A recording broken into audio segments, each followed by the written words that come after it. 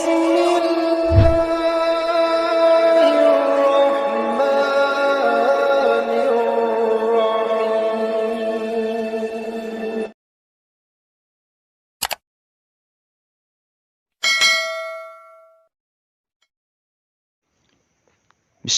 wa bihamdih.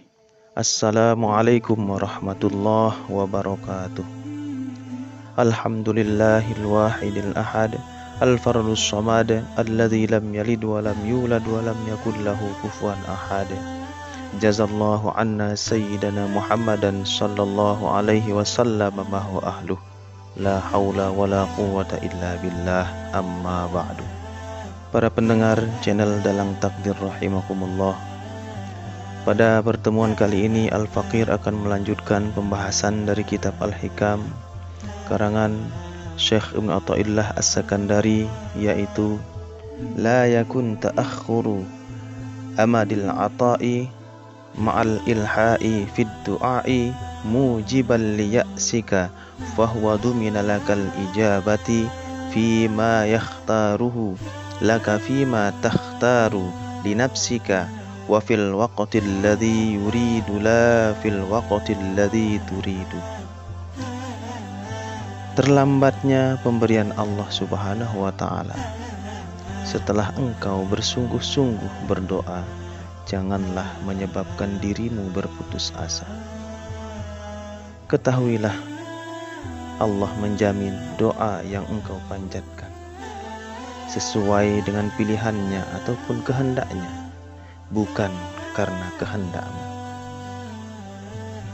Adab atau tata cara kita berdoa kepada Allah Subhanahu wa ta'ala adalah memperhatikan tata kesopanan, merendahkan diri, merendahkan hati.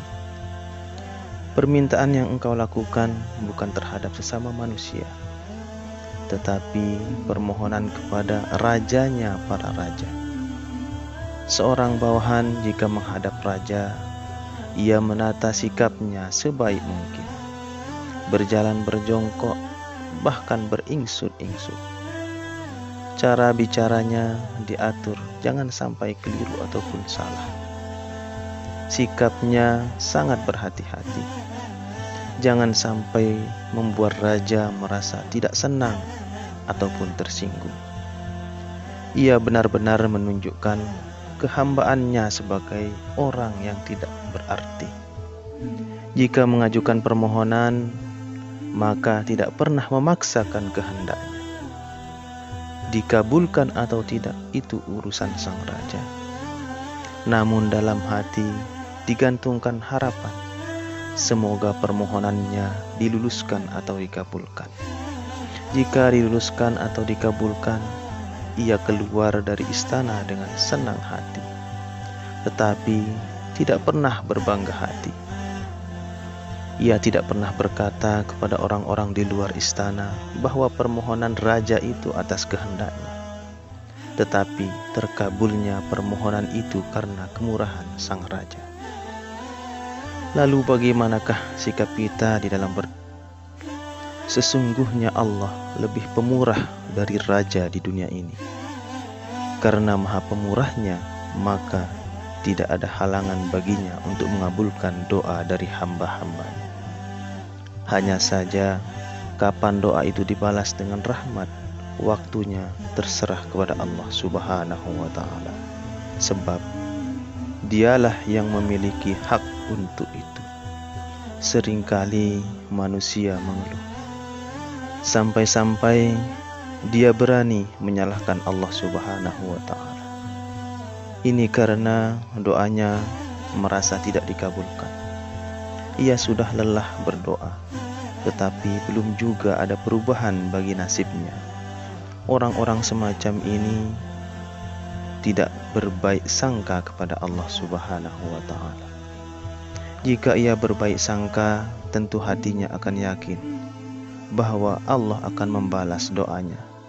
Hanya saja balasan itu tidak secepat yang diharapkan, karena Allah jualah yang berkehendak memilih waktunya untuk mengabulkan doa itu.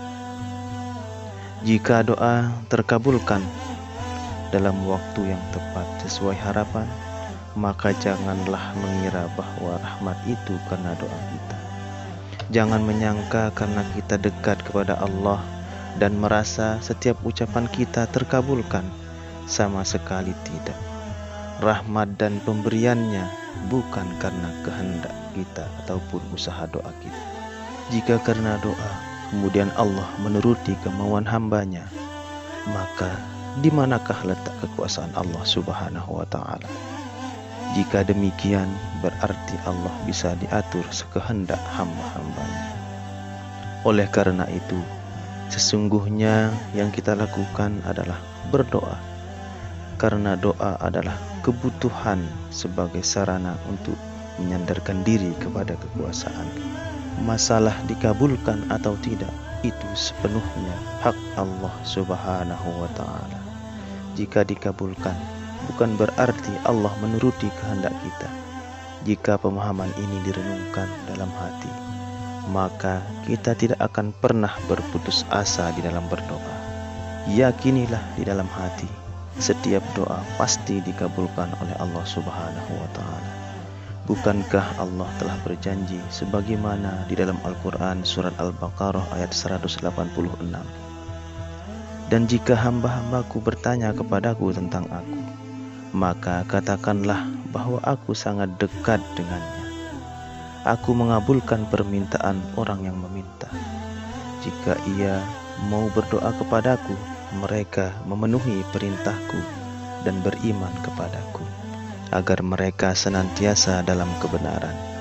Kemudian di dalam surat Al-Mu'min ayat 60, Allah menegaskan juga, berdoalah kepadaku, pasti aku akan mengabulkan doamu, kata Allah Subhanahu wa ta'ala.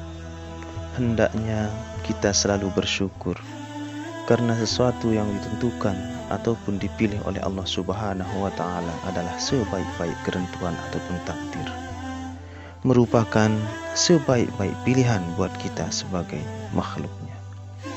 Meskipun kadang-kadang kita menilai bahwa sesuatu yang kita terima itu tidak menyenangkan, namun sesungguhnya di balik ketidaktahuan kita itu tersimpan hikmah yang sangat luar biasa. Marilah kita renungkan firman Allah Subhanahu wa ta'ala di dalam surat Al-Baqarah ayat 216, yaitu, boleh jadi kamu membenci sesuatu, padahal sesungguhnya sesuatu yang engkau benci itu sangat baik bagimu. Dan boleh jadi engkau menyenangi sesuatu, padahal sebenarnya sesuatu yang engkau senangi ataupun cintai itu amat buruk ataupun sangat jelek bagimu. Allah Maha mengetahui, sedangkan kamu tidak mengetahui. Rasulullah Shallallahu Alaihi Wasallam juga menegaskan di dalam sabdanya, tiada seorang pun yang berdoa melainkan Allah pasti akan mengabulkan doanya, atau dihindarkan bahaya padanya, atau diampuni sebagian dosanya, selama ia tidak berdoa untuk sesuatu yang menjurus kepada dosa atau memutuskan tali silaturahim. Sekarang yang perlu kita lakukan sebagai seorang hamba adalah berdoa, bergantung dan yakin kepada cara-cara yang sempurna yang diberikan oleh Allah Subhanahu wa ta'ala. Karena Allah lah yang maha mengetahui keadaan hamba-hambanya. Wallahu a'lam. Sekian, apabila ada kekurangan, kekhilafan dalam penyampaian Al-Faqir, itu semata-mata kebodohan dari Al-Faqir pribadi. Dan apabila ada manfaat dan faedahnya, itu datangnya dari Allah Subhanahu wa ta'ala. Wallahul muwaffiq wal hadi ila sabilir rasyad. Wassalamualaikum warahmatullahi wabarakatuh.